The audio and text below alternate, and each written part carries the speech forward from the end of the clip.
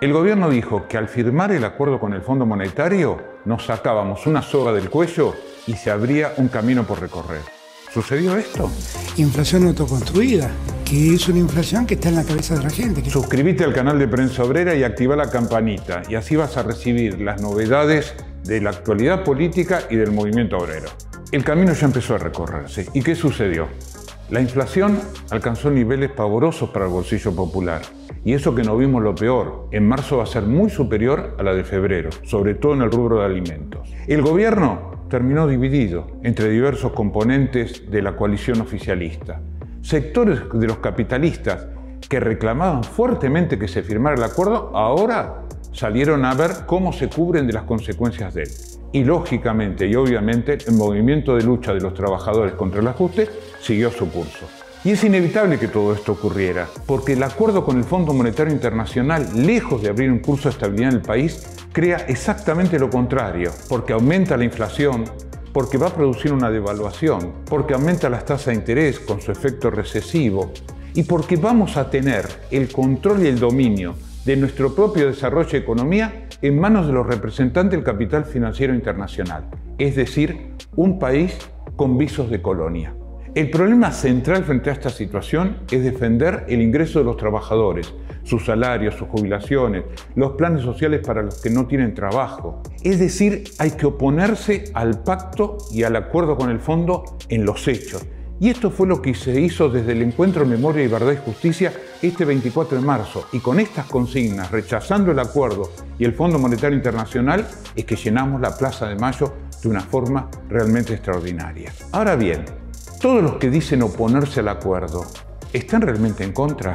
El kirchnerismo, con Máximo Kirchner y Cristina Fernández a la cabeza, se opusieron a este pacto. Es más, lo votaron en contra. Pero las razones son muy diferentes. Lo hicieron porque saben que este pacto va a producir una verdadera convulsión social. Pero ellos están de acuerdo en la esencia. Lo mismo que Juntos por el Cambio, lo mismo que Alberto Fernández, que es ¿cuál? Reconocer la deuda, reconocer al Fondo Monetario Internacional.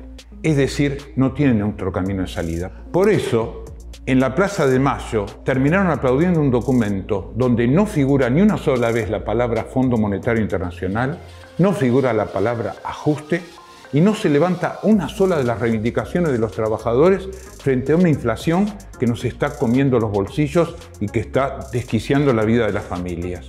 ¿Cuál es el camino a tomar para salir de esta situación? Lo primero es defenderse frente a la inflación, luchando por el aumento del salario, de las jubilaciones, de los ingresos de los trabajadores ocupados, de los planes sociales. Esto es decisivo.